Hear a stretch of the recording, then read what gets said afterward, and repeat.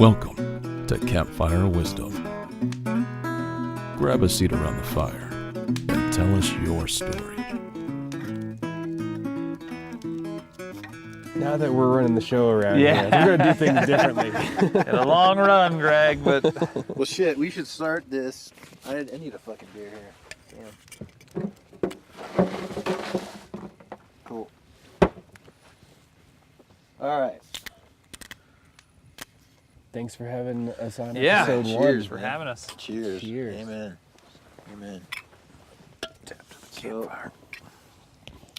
We're out here at Ironwood Group Campsite outside of Big Bear, California.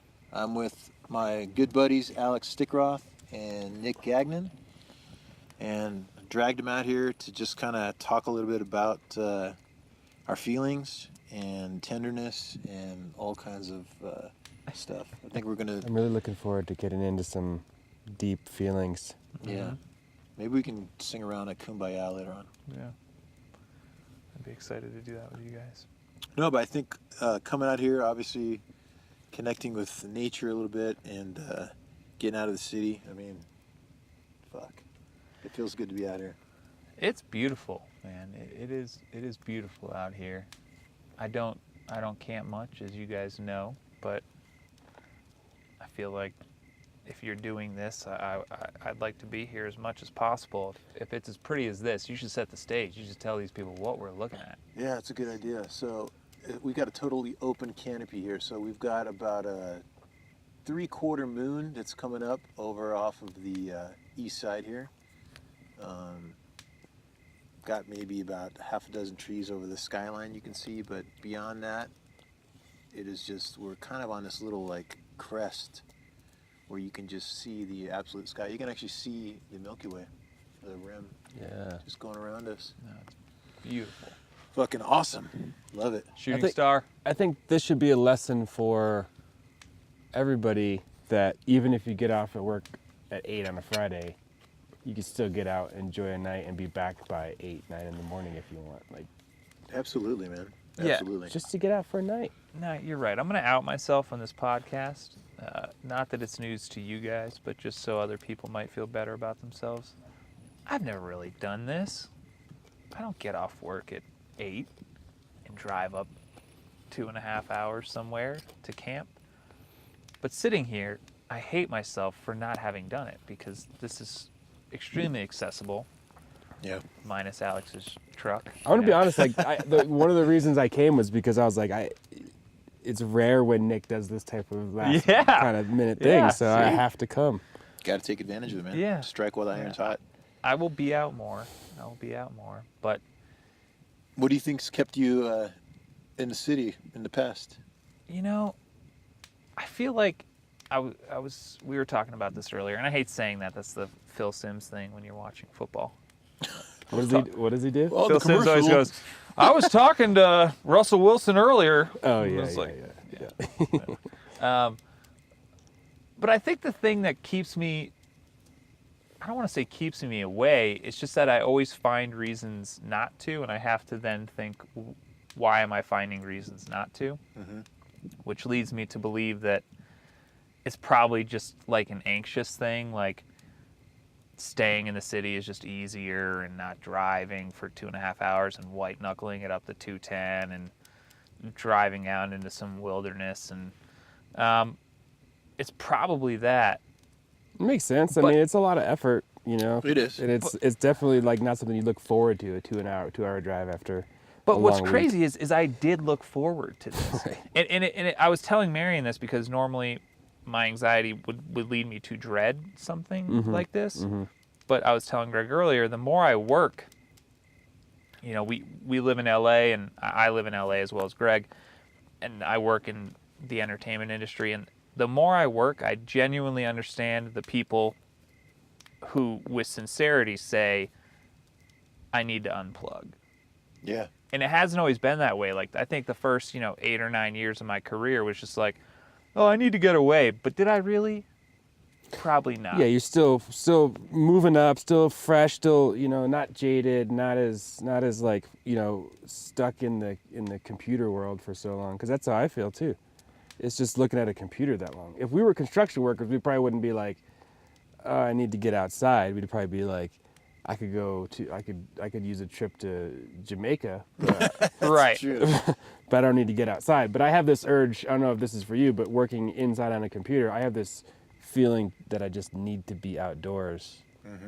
But you've always been an outdoors kind of guy, you know, like it's called to you more. But when the motherfucking outdoors is calling me, Right. like that's I when love you that. know life That got shit's crazy. Yeah, that's when you know life got crazy. But I think it's that. And I was telling my wife, who is an outdoors person and wishes I was more of an outdoors person, that the fact that I was excited to go camping and go fishing farther away from home makes me happy, that like I feel that way, because you can't make yourself feel a certain Right. way. But I Right. recognize that I did feel that way and really enjoyed it. Yeah. It's a way better feeling than being Totally. like, oh, I got to go up there and set up my fucking tent. It's nice. So Yeah. thanks for having me. Yeah, man. Shit. Anytime, dude. It's funny because there's something about like when you get around the campfire and you're just relaxed. I feel like you're more in a frame of mind to talk about shit or just even reminisce about funny things, or I don't know. I feel like a lot of the pressures that you have, because dude, life is fucking tough. You gotta have a fucking job to pay your bills. You gotta have responsibilities. It's like back in the day, like this was all there was. I mean, we'd fucking go hunt. We'd come back and we'd be like, all right, what'd you get today? Oh, I got a fucking deer. Oh, great. We're going to all share that. Let's fucking eat the deer. You know, but I don't know. Sometimes it'd be nice to have like a more simplified life in that sense, you know? Like one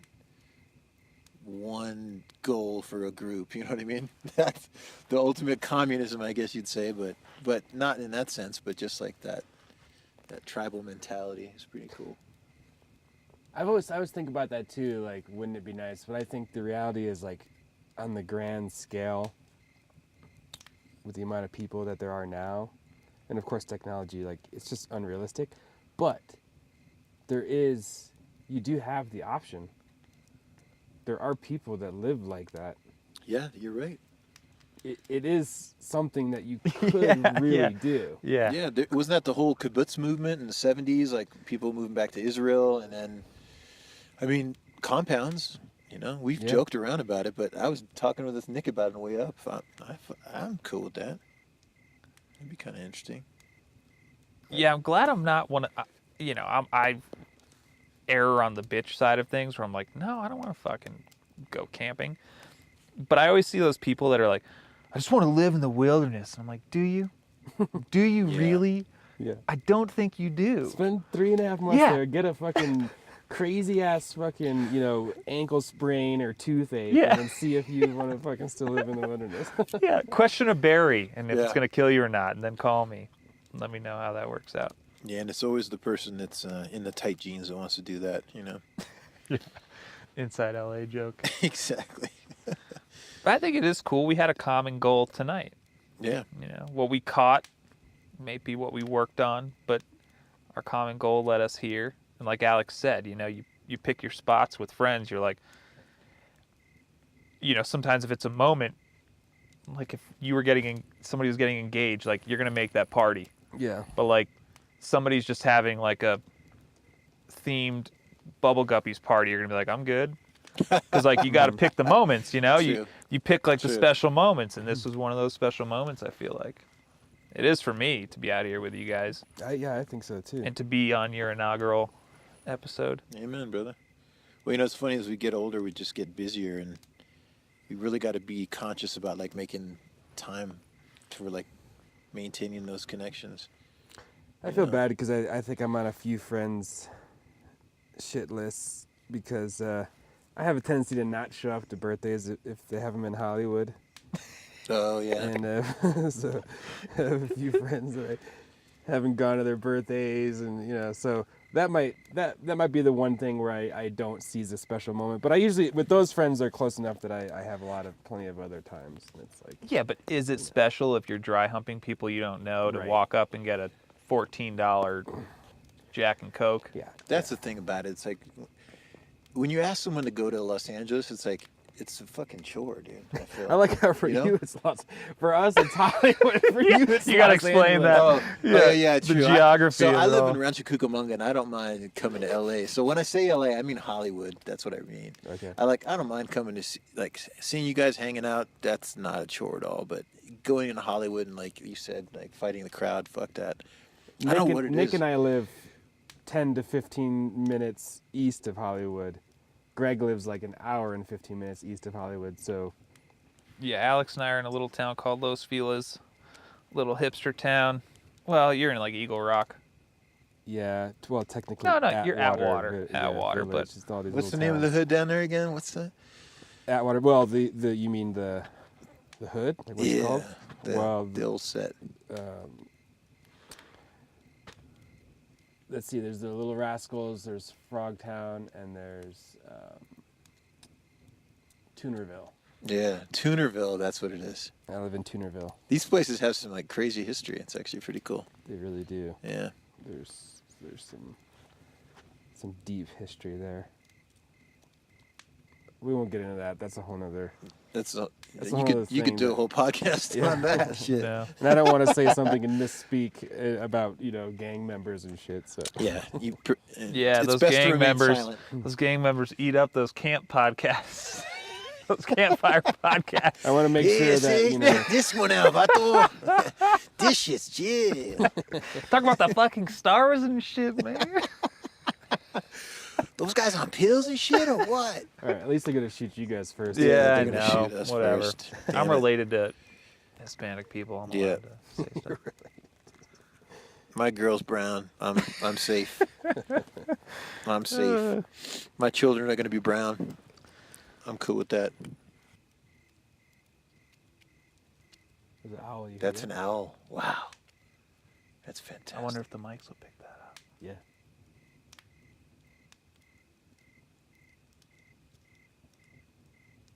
Wow.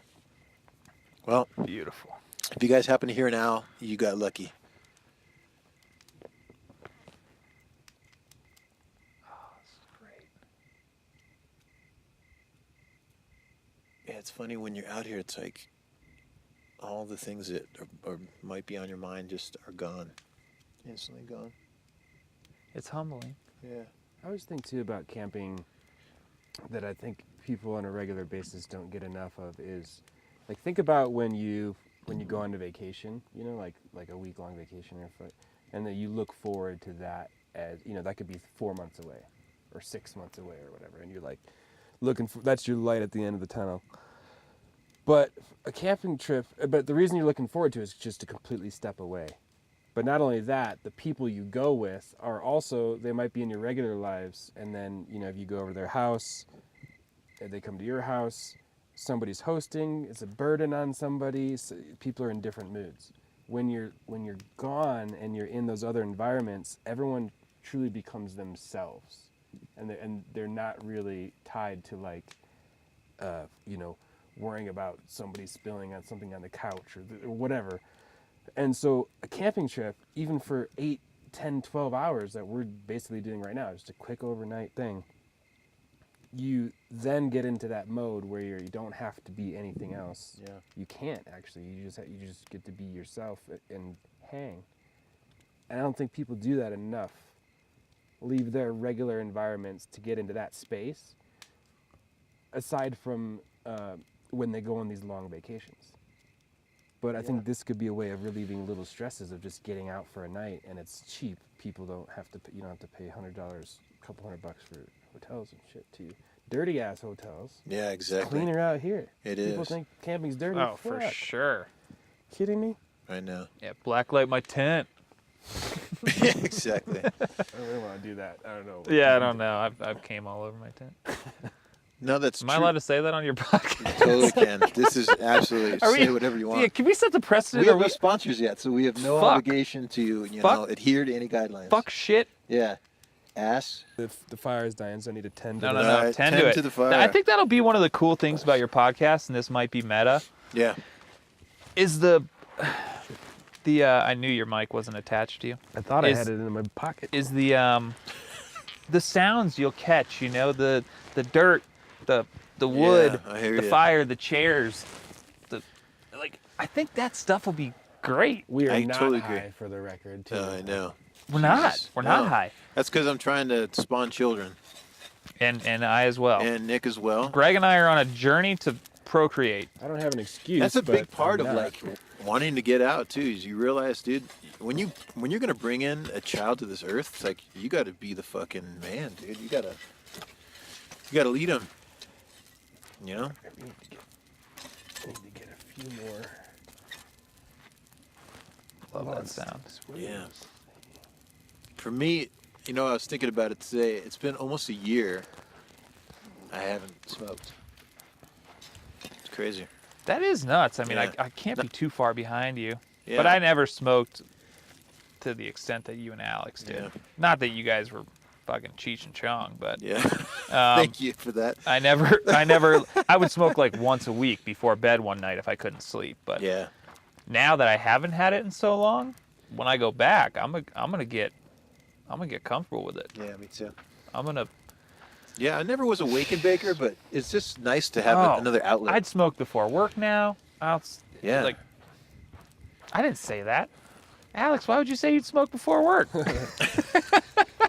But no, like, I would be totally different about how I smoke now because I haven't had it, and I recognize how great it is. Well, I think there's something, like, I don't like to drink. Like, for me, getting older, drinking the next day, I feel like shit. There's about a 50% chance I'll have a headache the next day. So it's like, you take a few puffs, you feel great. The next day you wake up, you feel amazing. There's no harm, no foul. You know what I mean? No, you might be a little foggy. Yeah, maybe. Actually, I Fight never the got that. fog. I never got that fogginess. No. I did. Hey, Greg. Yep. Oh, Yeah, the flames are licking me a Yeah, little I was bit. going to say your shoe has been over that flame for a bit. Yep. Thank you. Greg's I've getting licked had by the I've had flame. my rubber actually get stuck to this. That happened to me last time we were at this campsite. Gisla's actually shoe melted last time. Oh yeah. That owl. Yeah, you Owl's hear getting that? louder. Oh, maybe he's gonna get closer to us. That'd be fantastic. Wow. Now he shuts up. Dick owl. Dick owl. I'm going to go for it with this one because Just let's ride. Do it. So Alex is contemplating putting basically half a Big fucking tree. we 8-foot just put on the tree fire. in this fire pit, and being that we're on. Damn, I wonder if you guys can hear that. Hear that raging fire? I was thinking It's fucking licking my I kneecaps was right thinking, here. I was thinking of Jesus the other podcast we have. I call bullshit. Yeah. With Nick's wife and Ian basically are the kind of main two doing that one, and you and her were like doing something with the cups, and you're like, I wonder if you can hear that. We listen back, it's like loud as fuck. You know, it's like, I wonder if they can hear this. Oh, it was like the ice in the cup, right? Yeah. Playing of the ice. I'm sure this crackling is probably just like. It's like raging. Yeah, no shit. Oh come I on, didn't that'd be think like a about that. sound machine. I paid like $140 for my sound machine to get some sound that's Hey. not even. Yeah, let's do some 1.8. real quick. Yeah. All right. Let's do 30 seconds of Okay. fire. Just 30 seconds of fire crackle. Okay. Yeah. Again, we have not smoked weed. We are not.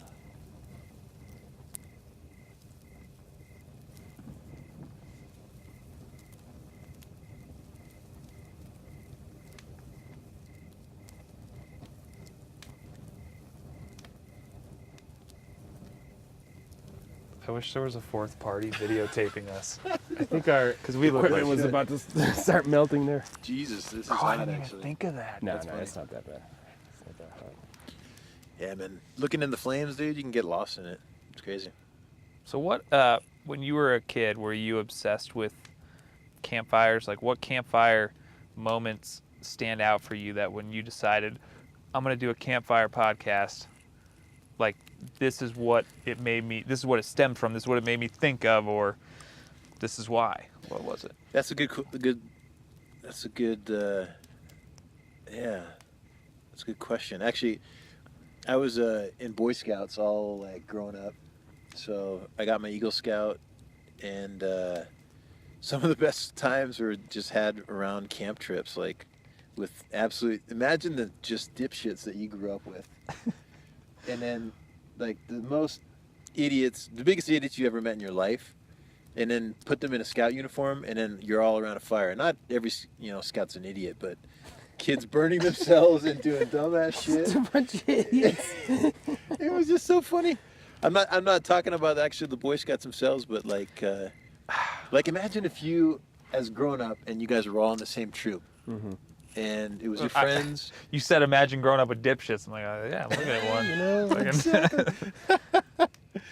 No, but there's a couple times actually. So, this kid, he was sleeping by the fire, and I remember he had his dad's like really nice sleeping bag. He was like, "Yeah, I got check out my dad's sleeping bag," and he had a cot, and he laid it by the fire, and we were like, "Bro, if the fucking coals jump, they're gonna burn your sleeping bag and your cot." "No, dude, it's not even burning that high." "Okay." So I remember waking up in the middle, and my tent was probably where it is now, about maybe 15, 20 feet from the fire. And I could hear his son just like, "Oh, fuck." And so a coal had jumped. It had burned the sleeping bag, but it also had burned through the cot. So his legs were hanging down on the ground where his upper body was still suspended in the cot. So that's kind of funny. But one of the craziest stories that I have is we were doing Wilderness Survival Merit Badge, and I was with my buddy Adam, my buddy Robert, and Mark, and I. So you had to go basically, it was out by Camp Victoria, which is out near the Chiricahua Mountains in like southern Arizona. And at the time, there was a large bear population out there. So part of the thing was you're supposed to make a fire, cook your own dinner, sleep in a shelter, you get a badge, right? So we did all that, except while we were doing foil dinners, and I don't know if you've ever had a foil dinner, but it's basically you put like ground beef, a couple slices of potato, and carrots into the foil. You throw the foil in the fire where you can get at it. It heats it up, cooks it. You take it out, eat it. Well, Mark was eating the fucking dinner on his sleeping bag. And we're all, "Bro, you're getting grease all over your sleeping bag. This is not smart, right?" So, just an obviously stupid thing to do. So, we make a little lean-to with some of our ponchos, so just in case it rains. Mark is the closest to the fire, like our little fire pit that we made. Then it's me, then it's Adam, and then it's Robert. So we all go to sleep. In the middle of the night, I hear whimpering. I hear like,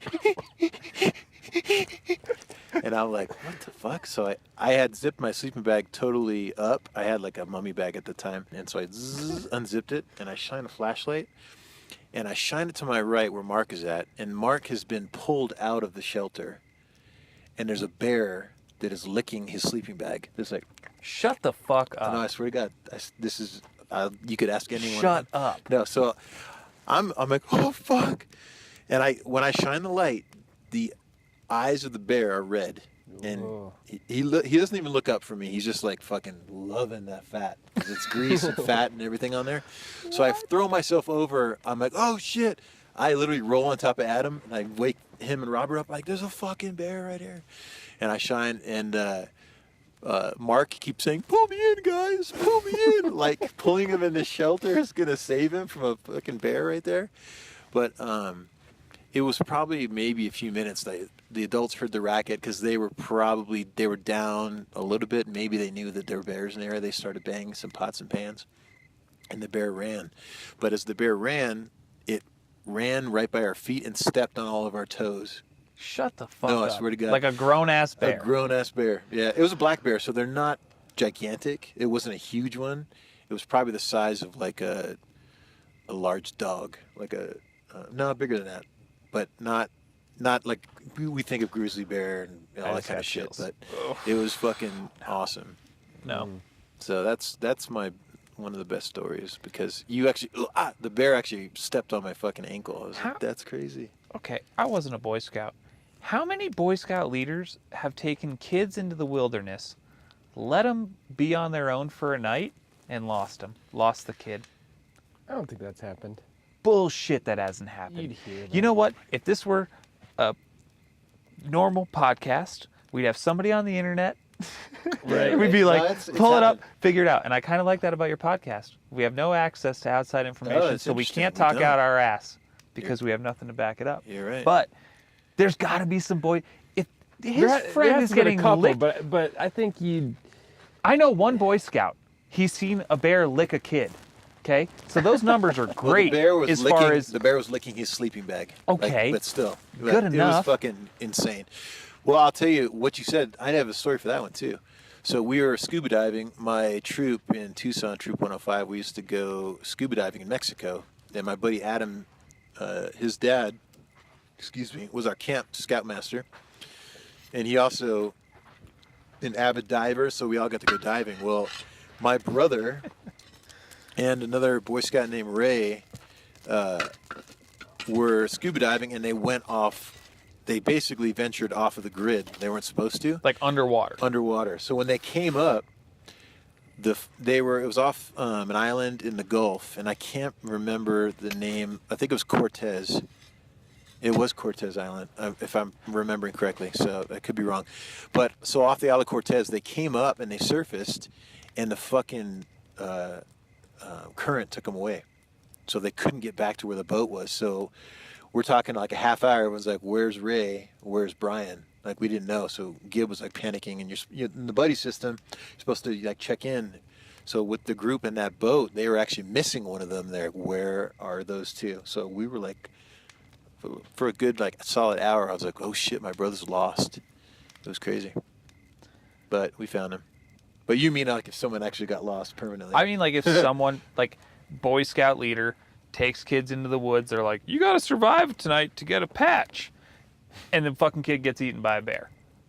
That's happened. No, That's fucking the happened. thing is, there's in the last 100 years in America, there's probably less than 20 people that have been eaten by bears.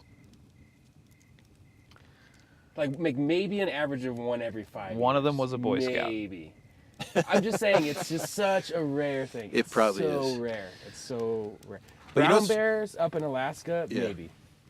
And maybe in Yosemite a little bit. There has been hikers that get killed, and but I respect the bear, man.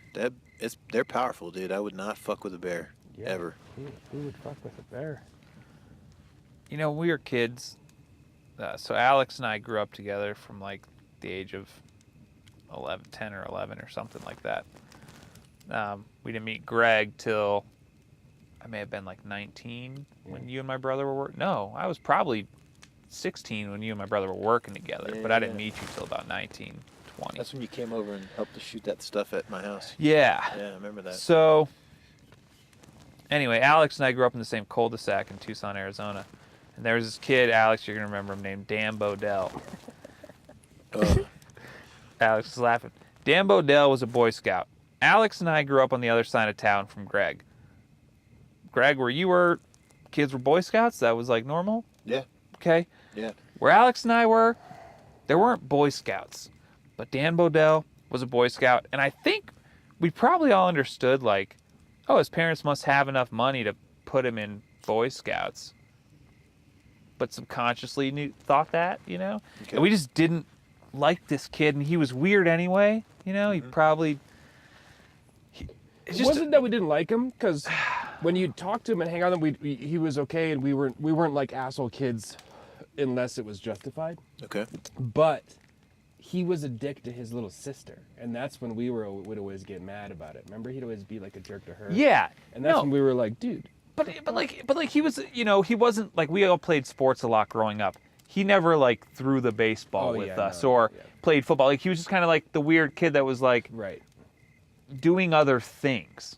Like, the whole block would be doing something. Like, every kid on the block is coming out and playing except for him. and he was, like, doing other things. That's what I mean. Gotcha. But, like, the one, what you're saying is the one Boy Scout we grew up with was the outcast of the neighborhood. Yeah. But I remember understanding or not understanding, like, why does he do that? And Boy why? Scouts? Yeah, and, like, I couldn't even fathom being a Boy Scout because I couldn't even fathom being in the woods. Mm-hmm. Like, that was just, like, not a thing. I was like, I'm going to go play baseball. Mm-hmm. What do you mean the woods? Well, you grew up in Arizona. There wasn't really woods. Like, I know for you were on the east side, and that's where Mount Lemon is. That's the access to Mount Lemon.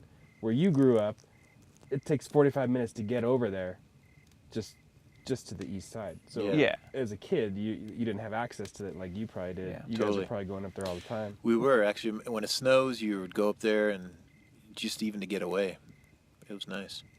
It was about an hour away from where my parents lived. Yeah. For me, I got into camping because my birthday is in June, and growing up in Ohio with a bunch of siblings, there was 5 of us. I was the only one with the summer birthday, and so every time it was my birthday, our whole family would do a camping trip from the time I was like 4 or 5 years old. Oh, that's That was like the awesome. one or two times a year we'd all go camping was usually my birthday weekend. Okay.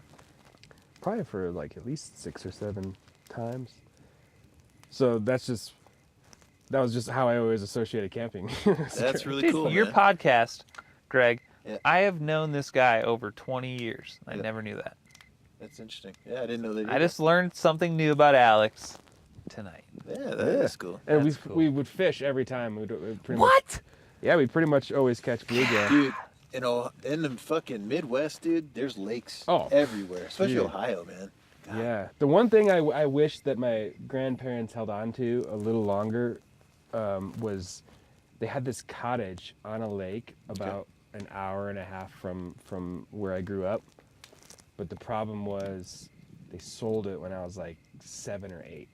So I have a few like really awesome, like a dock. They had their boats and everything, and like my grandpa and uncles are just like all they ever do is fish and hunt. So it was like they just got rid of that right when I was starting to get to that age where a lot of cool, fun memories could have been. I mean, I still had a good time, but I don't really remember too much from being that young. Yeah, it's something about being exposed to it too, because it's like I think at a young age, getting dirty. You Yeah. know, at 3, 4, 5, 6 years old, getting outside and getting exposed to some dirtiness like that. And I had friends that liked to camp as a kid. Like I would say, it's funny thinking about my dad. My dad doesn't seem like a big outdoorsman, but when he moved to Arizona, like our neighbors were big into it. My buddy Adam and his dad, Gib, they were just really into it. And I think just by default, my dad made that connection and then said, "Oh, I'm going to be outdoorsy too." And so then we were camping and doing stuff all the time. We got a motorhome at some point. Motorhome was the coolest thing, man. We'd like pack in there as kids, and like if we were going up to Lake Powell or something, we'd leave at like 6 in the morning, and you get up all groggy and you just climb to the top and just fall back to sleep. Your dad drives you somewhere and you wake up and you're there. It's fucking heaven, man. I want to do that for my kids, man. Your dad reminds me of an outdoorsy guy. Your dad's fucking awesome. I really like your dad. Yeah, my dad is awesome. And he strikes me as somebody that would do that kind of stuff with you. Yeah, I think he definitely took the role of like being a dad seriously. Like, all right, I need to take my kids outdoors, So I think he saw that as I always a thought necessity. one of the reasons why Dan Bodell did Boy Scouts was because his dad really was kind of a dick and wasn't around, and his dad like sort of put him in it in a good way, maybe, that he was just kind of like, hey, here's some structure for you, here's like, maybe I can't always teach you everything. Maybe that's why. Yeah. I don't know. Yeah, there might be something to that. Well, it's funny because my experience in being a Boy Scout, there was the group that loved the outdoors, and there were the parents whose kids were absolute pussies, and you were like, "What is wrong with you?" Like you have to teach them, or they would be upset, or they had all the cool new camping gear, but they didn't know how to use it.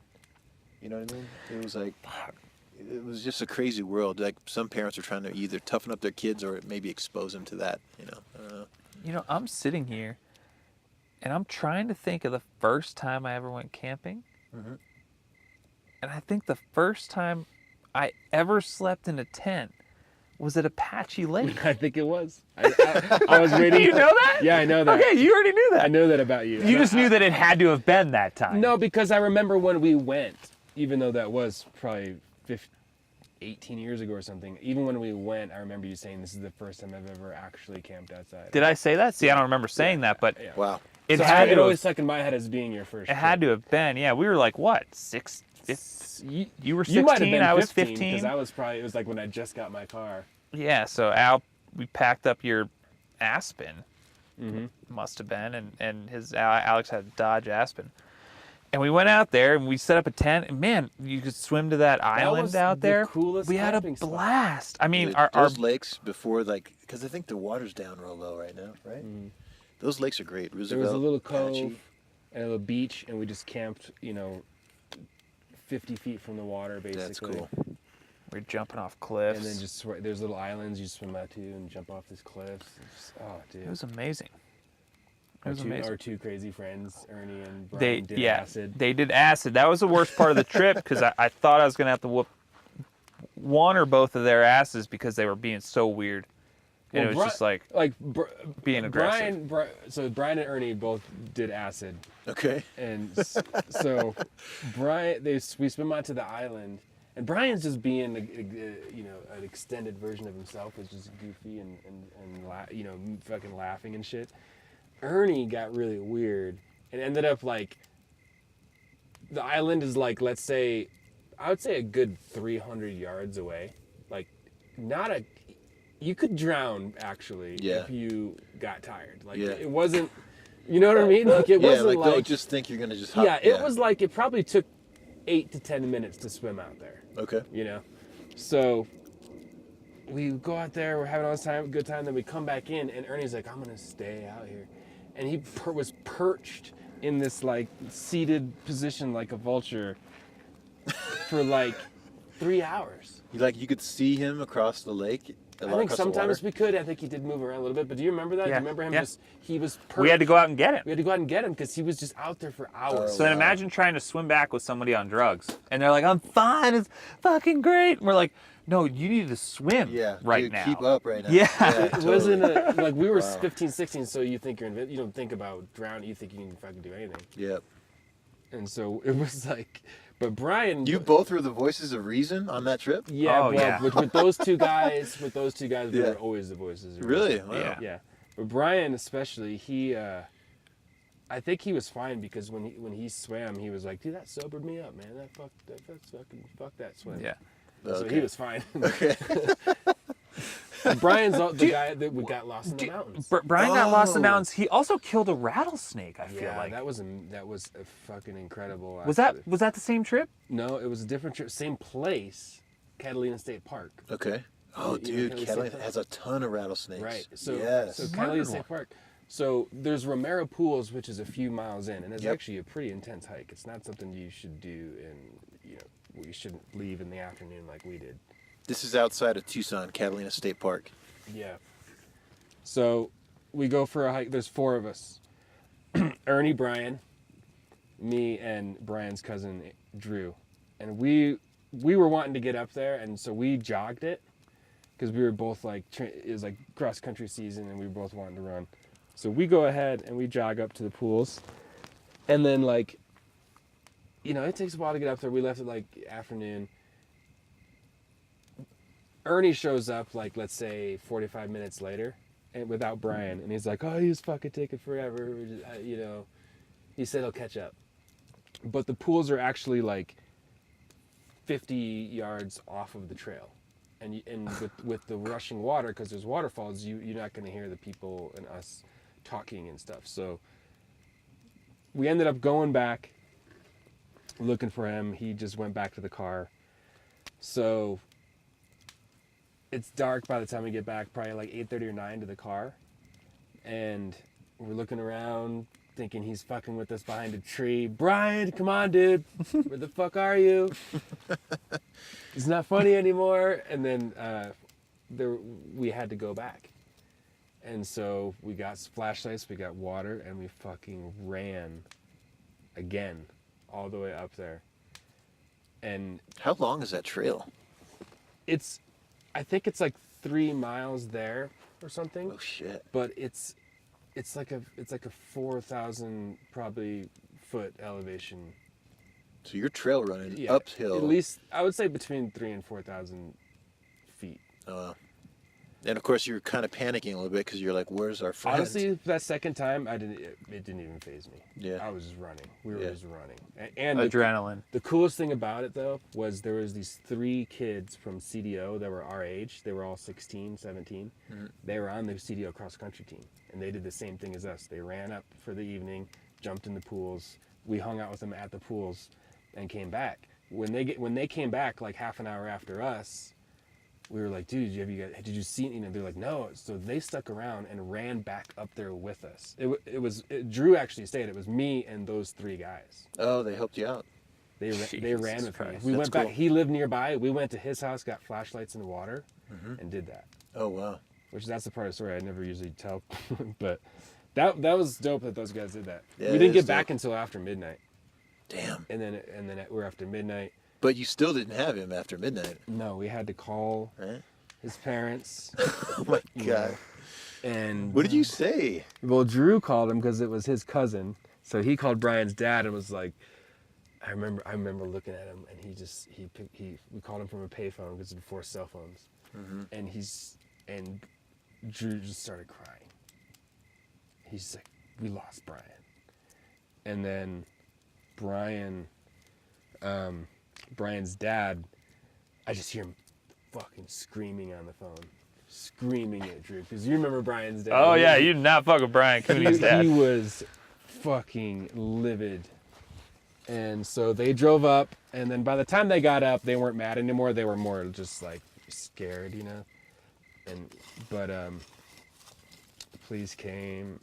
They interviewed us as if we had murdered him. Oh my because God. You never know. Totally. So Did you guys have any fights recently? Yeah, all right? that stuff. That kind of they dumb like shit. pulled us aside individually. Like multiple cops pulled us each aside individually Wow. and asked us the story and took notes and everything. Wow. Yeah, it was crazy. And then then I drove home. Oh, and then there's another part of the story where I went. My mom lived like 5 miles away, 6-7 miles away. So I drove to her house and tried to sneak in and get blankets because it was cold as fuck. It had to have been like in the 40s. And so I went to get like some hoodies and some blankets for like all of the rest that were out there still. And my mom heard me, of course, and was like, what's going on? What do you mean it's 3:30 in the morning? Why do you have 7 blankets? Like, what the fuck are you doing? And so I told her, and then she drives up. Oh And so, God. So she hung out with Brian's parents the whole night, all night, you know. Wow. And then at like 7 in the morning, me and Ernie and Drew drive back to Brian's place just to kind of like, they just told us to go home, rest. So you guys hadn't found him by 7:30. No, dude, they had search and they had about 5 o'clock in the morning.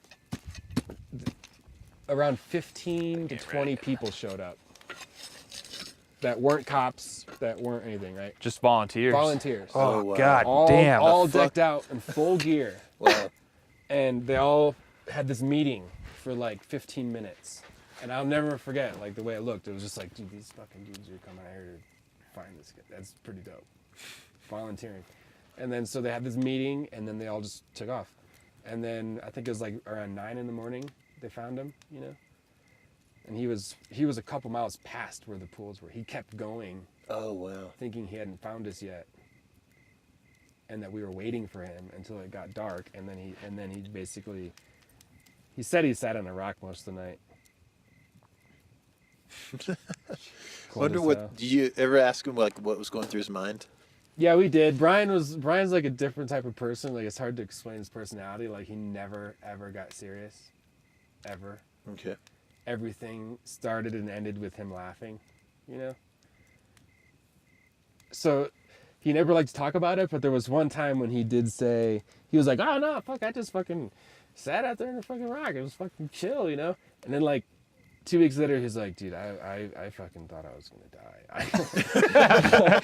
die. He's like, I'll admit I cried a little bit. I'm not gonna bullshit. Yeah.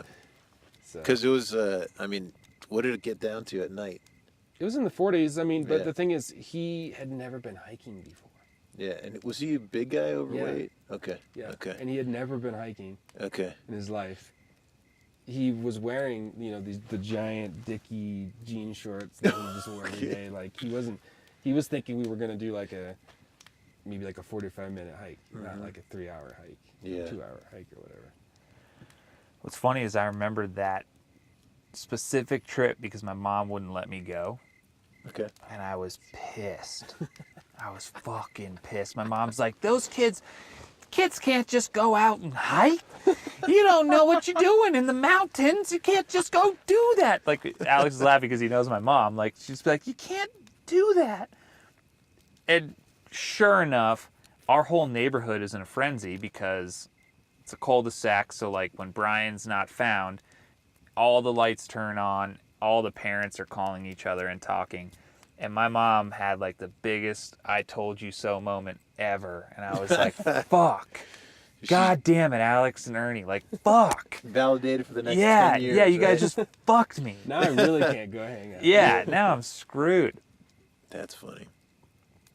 But like the one time I was like, you're going to get lost and die. I was like, damn, like Brian's gone.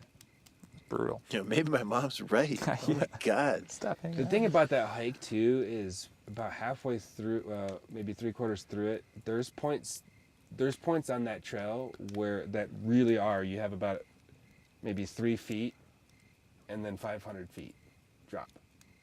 You only have, That's terrifying. there's certain areas of that hike that are definitely like that. And lots of it that's really steep, that if not a straight drop, it's at least you're tumbling down Yeah. a long ways with some cactus and rocks below you. Another thing I would Google. So you kept thinking that maybe he slipped and fell. Oh, yeah. I didn't You know, think Yeah. the about whole that. time we're thinking it could have been, Yeah. Wow. the whole night it was just like any number of things. You're like, fuck. Yeah. Another thing I would pull up if we were in civilization would be like how many people die hiking? Because you hear about it a lot. Like they slipped. It's like, really? You just slipped? Yeah. Did you hear? God damn. So Gisela told me the story. So there was a family that came from France. Mother, her husband, and they had a little boy. And somehow they went on a hike out in Joshua Tree in the summer, like a little trail or something like that. Either it got disoriented or didn't take enough water, and they weren't sure how to get back. So the father left his wife and their son under a tree and was like, I'm going to go try to find some water, some help. You guys stay here. So he left his wife, and he ended up dying of fucking exposure in the fucking desert. And then when they found the mother and her child, she was dead, and the kid was just barely alive because she had been rationing the water to just him.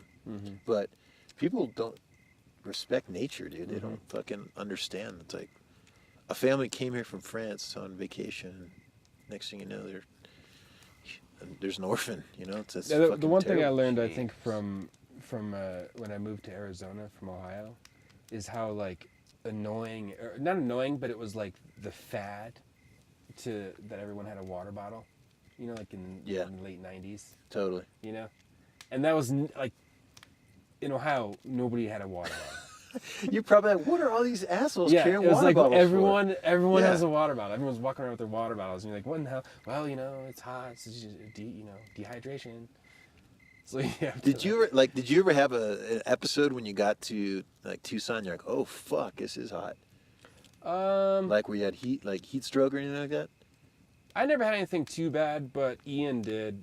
From the time he went on the Salt River, he got burned so bad. I remember that. Yeah, like he was throwing up. He had to be in the bath. It was. But he was like blistered from head to toe. Yeah, burnt. he Like got- your mom was putting ointment on his like whole fucking body. Yeah, he was. I bad. fucking remember that. Did he not put Oh lotion my on God. or They what? put lotion on, and it was a Salt River, and they were out there for probably 4 or 5 hours. Oh, and dude, that's and, roast. I've never seen a more burnt human in my life. Yeah, Oh my god. I got it really. The worst sunburn I ever had was from jet skiing at Apache Lake, because I was good everywhere, but I didn't think to put it on the top of my thighs. Okay. Because when you're standing, your shorts are fine.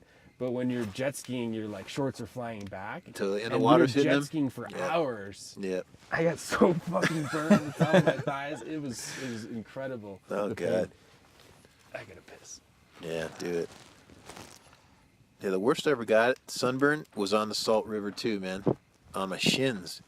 I mean, you don't think your fucking shins are gonna get roasted, you know? Oh, fuck yeah. Shins Yeah, is absolutely bad because roasted. there's no skin for it to. Yeah, it's like cooking chicken skin, dude. It's crazy. You're gonna hear Al pissing. He's mucked up. That's Alex. Dude, guys, come on pissing here. right Check now. out this. Oh, we're going remote. Oh shit, that's the beauty of this whole setup here. We can walk around. We have a 3/4 full moon tonight, and it's fantastic out here. So we got Nick's tent right here. I know you can't see it. We got my tent next to it. Got our fire. There's a fantastic meadow. For those of you who ever come out and venture to Ironwood Group Campsite, you can actually fit a ton of people here, and there's this great meadow. You don't want to spend too much time in the meadow because supposedly California law says you cannot camp on a meadow because they want to protect the field itself, which makes sense. But also, you want to watch out. There's fucking snakes and shit in that area. But it's amazing that no tree has grown there, you know? The cool thing about that meadow is when I was sleeping out there, I kept hearing like running water all night. Underneath you, remember? Yeah. And it was underneath the like it was the groundwater from underneath. Yeah. You could hear the water from Yes. underneath, Yes. like the ground. Yeah. So there was one time Alex and I stayed here, and we did stay on the meadow because You broke the rules. Yeah, we broke the rules. You can't Of course. resist because you look at this thing and you don't even need a fucking bedroll. Like you do not. And yeah, same experience. You can hear the bugs crawling too. Like you can hear. Yeah, because you're sitting on like this bed of grass, and you just hear the stream of water underneath you. And it's crazy. Yeah. Underneath the water, underneath the ground. So you guys got to get on out here to Ironwood Group Campsite. Don't tell everybody. Oh shit! All right, stop. Never mind. I'm trying to encourage people to experience this. I think if we were all a little bit more outdoors more often, I think this world would be a better place. We would understand each other better. Well, I guess that's what I would tell myself. This is unreal. This is a great right? spot for if you have a group though, because it really does give you plenty of privacy. Yeah, But I wouldn't do it midsummer. Well, We did it was too July hot. 4th. That was too we hot, did man. July 4th. That was pretty brutal. hot. Well, the good thing about it is you can go to the lake during the day. True. Which Marion and I did and jet skied, and it was fantastic. We did the paddle boarding. What's next? Where are we going next? Where are you going next? You know, I I won't don't be know here where- for all these, but Yeah, I don't know where I'm going next. It's funny. I'm trying to think of like who to invite next, or who to sit down and chat with, where to go. And I'm thinking like, this is good, right? We just kind of talked about our experiences being outdoors and camping, and I think that, we did what people do around campfire. yeah, I like that. Just Sure. chatting bullshit. It's nice. I wanted to dive in a little bit about like the idea of being a parent. Like, you know, what do you think about that? I mean, yeah, it's a crazy thing. I got married. My 2-year wedding anniversary is July 25th. Has it I been was 2 just years already? I was just hesitating because of the fire, honey. It's been 2 years, and so we probably, have been trying, to have a kid for a good part of that. You know, we hung out and had some fun after we first got married, but it's been a struggle. So I think the idea of having a kid is super cool because of how hard it's been to make it happen. Yeah. And I think I'll have a different idea, like when you see parents and I'm sure I'll get tired and shit, but I think I'll always be a different parent because of how becoming a parent has been. I don't know. Yeah, it wasn't instant. It wasn't an accident. There was actually conscious effort to make it happen. Yeah, there was like conscious effort and trial and tribulations, but Yeah. it's been crazy, and that's like something Greg, me and you have probably bonded over the past like what year or and a half, so, yeah. you know. Probably one of the reasons, you know, I also realized like getting out and doing stuff is important, because when that is imminent, you're like, that ends, and you see people who do have the kids, and But that's the thing. It shouldn't have to end. Why does it end? but at It least should- for a yeah. little bit, Yeah. you Yeah, know, for like a year or two. But I mean, by the that's a time the good kid's- amount of time. By the time a kid's a year old, I mean, shit, you could take a baby. Dude, Well, honestly, you could take like a baby Geese is camping. a trooper. She's like, I was like, there's no reason why you couldn't take a 6-month-old out camping. She's like, no.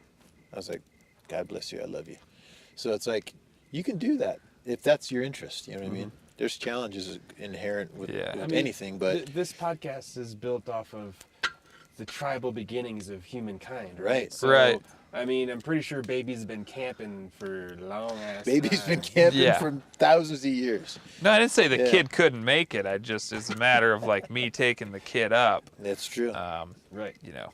No, but I understand. There's going to be that little bit of like shell shock. Like, you know, everyone always talks about those weeks or maybe even months where you don't sleep at all. I think, You know? I mean, I'm not a parent, and I'm not, you know, necessarily around the corner, but I do think that I could see how you would think that if anything went wrong on this camping trip and the baby got sick or died, it was my choice to do that. Like, there's got to be that constant worry, right? That you're gonna like slip up and do something wrong. Maybe, but dude, I would honestly. Isn't that why? If I was, Because otherwise, then why wouldn't people just like? Isn't that what stops? 'Cause it's people I just from- think like- people are worried about poopy diapers. At Yeah, the campground. like- what like- are you gonna do? It's like They're worried about like that. I think people think that. Yeah, like feel you got to that. pack how many fucking diapers? You know, you're out here in the middle of nowhere. You What if want to something wipe your happens? ass with a baby wipe, and you got to wipe this thing's ass. You know, I think there's a lot. That's true. But what the fuck is the difference? You got to do it there or here. Yeah. Yeah, no, you're right. You're right, and you'll be that parent, and I'll be at home. Dude, you know what I love? I love those fucking little fucking straps where like dudes are walking around, and their kids like strapped to their chest. They're just like, hey, they're just doing their It's thing. very I totally yeah, see it's a myself very like tribal thing. I feel like. that. I have a confession. Yeah, What? yeah. You hate I was those? in Dunkin' Donuts today getting Boston cream. Okay. Okay, that's first confession. That's really the only confession. Oh, okay. But no, it was glorious. But this guy behind me had a little baby in front of him, and they were both just doing their own thing. Yeah, he was ordering, she was doing her own thing. was she face forward? She was face forward. That's awesome. Yeah, and she was just kind of like playing with stuff, and he wasn't really paying attention to her. And I was just like, "There's two human beings doing two different things." That's so amazing. But one is responsible for one's life, I Right. know, The other right? one has no clue what's going on. It's Nah. just going for a ride. right? Yeah, exactly. Does this not that it's serious at all, but like to switch subjects, Uh-huh. or not even switch subjects, but is this podcast a byproduct of like what your past year has been like?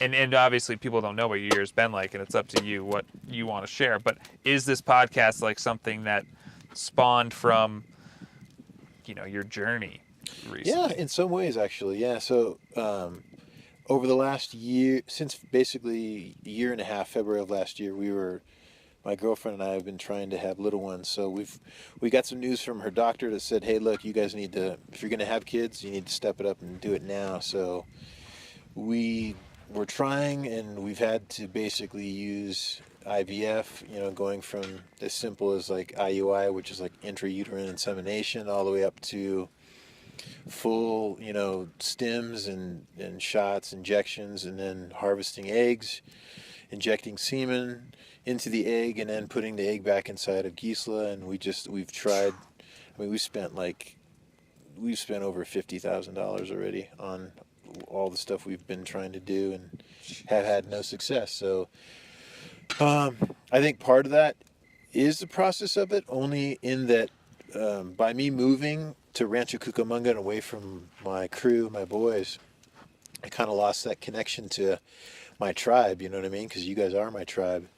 And I think making this like all about that conscious effort to reconnect and to really explore like the joys of a simple life, the joys of what made tribal life so special, I think that definitely has something to do with it. So, and I'm definitely like hopeful about the future, and I know the parent thing is going to happen eventually, but when you think about like, oh, I'm going to raise a kid, I'm going to be a father, it's like there's also that part of like, what do you want to leave for them, you know? And I know this sounds grim, but it's like, wow, if I for some reason wasn't able to share my thoughts with them when they're able to comprehend and have a conversation, what would I leave behind for them? You know, what message would you leave if that were the case? It sounds crazy. Could you imagine if our Not dads like had done campfire stories and we got to listen to what our 30-something-year-old dad, 40-something-year-old dad was thinking of? That'd be fucking bananas. Wouldn't that be cool? Yeah. I'd pay good money for that. I totally agree. All the creative things that we've done is like a big like part of the legacy we will leave behind. But what better way to like share that moment with, you know, Uncle Alex and Uncle Nick. So hey, Junior, I'm with Uncle Alex and Uncle Nick. Love it. Love it. So I never even thought about that actually. That's really cool. No. I will say there is no, you know, people are like, oh, that job was hard to do, or, you know, people have pressures coming from whatever which way or whatever. But when you're consciously trying to create a being, a life, it's insane. It's just like, what? All right, I got to make a life. I mean, then, granted, we're all from Arizona, where they're just like, bam, 4 kids. Fucking 4 kids, 3 moms, two marriages, you know? It's true. It's crazy, but, you know, but like being in the seat I'm in, at least I can speak for myself, it's like when you think about making a human and like failing at it and trying to not fail at it, it's an insane thing. And I never had that thought. I've never said that out loud. But as I look into this fire, that was the thought that I had after us talking. It's like, Totally. God, I'm trying to make a human, man. I know. So give myself some slack. Like, you know, just because we know, you know, every other moron from where we're from, you know, that's probably still paying child support. Suckers. Exactly. You know, it's crazy to think about. Yeah, that some people just kind of fell into that. They're like, oh, shit. Knocked her up again. How many friends did you have sit you down and say, I need to talk to you? And Dude, this is when you're 17, 18. Countless, bro. Or they usually will hand me the picture. What is it? The sonogram? Oh, okay. No, That's I didn't usually how it happens. My friends had just probably found out. They were like, I knocked blank up, you know. And first of all, when your friend's telling you they knocked someone up, not good. really, you know, yeah, you could tell where they're at. But I've had that conversation I'm with... going to be a man, you know, I'm going to do the right thing. Oh, Alex, yes, yeah. That's what they say. That's so true. I've had that talk a lot of times. And you're like, I'm proud of you, but wow. Good for you. Hey, you know what? Good for you. Yeah, you definitely Doing the right had thing. sex with her at a party one time, but okay, you're marrying her. All right, cool. Yeah, it's Wow. crazy. Yeah, that is crazy, man. Oh, When it's not... Everyone has their journey, man. no, Everyone they does. do. They It's do. true. There is That's no true. judgment in that statement. It's Yeah. only perspective compared to mine. Yeah, I don't know. My brother has 4 kids, 3 different moms. Seriously? For real, dude. Jeez, I hit it on the head. That was the example you used. I know. That's what I just said. I hit it on the head. Yeah. I didn't even know. I mean, my brother is just... I love him. We're like 2 years apart. He's like a lover, dude. So I could just totally see, like... Part of me thinks, like, and I don't know if this is true, but he's like, get my seed out there. Yeah, yeah. But, because that's just his mentality a little bit. But, yeah, man. If I'm wrong, Brian, you have to I wish tell people me. could have just.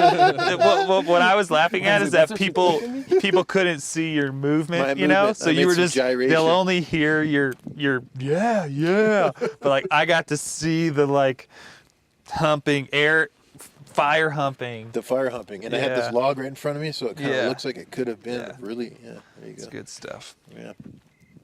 But Well, no, it is important to get out here, and I'm happy to be here. yeah, guys, well, Look how far the moon's gone already.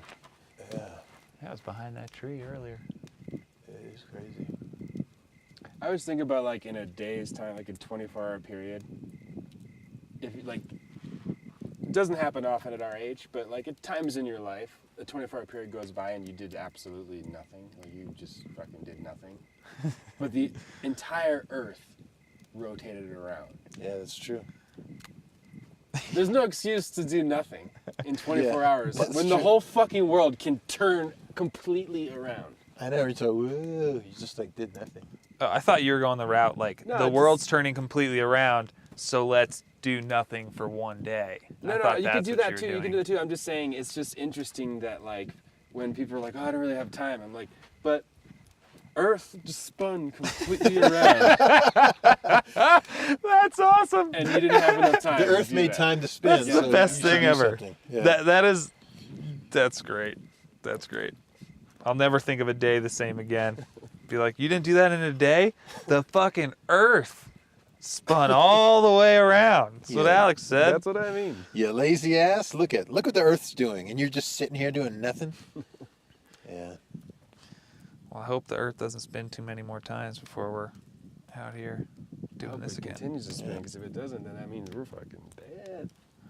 See, again, we don't have internet here, but apparently there's some like volcano that's gonna erupt and just end things. God, you guys heard about that? Yeah, I'm on some What is weird this, shit. like a Super I'm on Bowl? some weird shit. Jesus. But again, Are you a flat earther now, or what? No, of course not. Okay, But good. again, now I have to. I've done podcasts before. I've had my own podcast before, and I'm doing another podcast in the future. And so I'm used to just saying shit and then looking at like a podcast producer and being like, "Yeah, text me the fucking info." You know, Yeah. like, hey, pull that up and well, let's get the facts right. And I'm catching myself that I have bad podcast habits in the wild when I don't have the internet with To me. pull from? I can sound like a jackass. So Yeah, sometimes it is Glad I nice can to be have that that access. Yeah. You should tell us about your podcast, man. I know. yeah, so Greg and I unknowingly both started working on a podcast separately at the same time. So I'm starting a podcast called Gone Fishing, and it's just about me fishing. I know that sounds boring, but honestly, I'm not a good fisherman, which isn't going to make it sound any better. But I just wanted to do a podcast where I can go fishing, spend some time with my friends, and talk like we're doing tonight. Mm-hmm. In doing so, there's a prospect that there's going to be some excitement any moment, because that's why fishing is so exciting. But like we were talking about living in the city, it's just so busy. It's just so crowded. It's just one big clusterfuck. And fishing has become something that I look forward to in the wilderness, or just like it's become something that an escape for me. And so I wanted to explore that, and I really enjoy podcasting, and I really enjoy fishing, and I thought I could marry the two in a way that's interesting. That's cool. So that's a long way around it. But Well, I'll be proud to be on your inaugural Yeah. episode, so Yeah. that's pretty cool. Yeah. We're killing two birds with one stone here. fire tonight, unzipping the tent, Yeah. we're throwing a line in the lake. Amen, brother. And hopefully we catch some of those fuckers tomorrow. Yeah, let's hope so. We got some tricks up our sleeve. Yeah. Al, you gonna fish with us in the morning? I'll be there, yeah. Okay, I cool. don't think I'm gonna fish. We brought a but, pole. Yeah, we do have an extra one. Yeah, we'll see. We'll see how it goes. I may.